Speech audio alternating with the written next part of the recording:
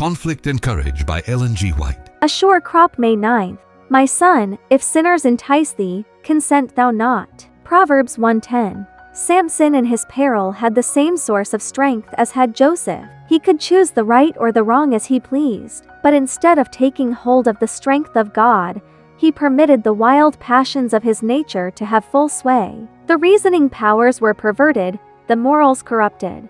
God had called Samson to a position of great responsibility, honor, and usefulness. But he must first learn to govern by first learning to obey the laws of God. Joseph was a free moral agent. Good and evil were before him. He could choose the path of purity, holiness, and honor, or the path of immorality and degradation. He chose the right way, and God approved. Samson, under similar temptations which he had brought upon himself, gave loose rein to passion. The path which he entered upon he found to end in shame, disaster, and death. What a contrast to the history of Joseph! The Lord has in his word plainly instructed his people not to unite themselves with those who have not his love and fear before them. Such companions will seldom be satisfied with the love and respect which are justly theirs. They will constantly seek to gain from the God-fearing wife or husband some favor which shall involve a disregard of the divine requirements. To a godly man and to the church with which he is connected,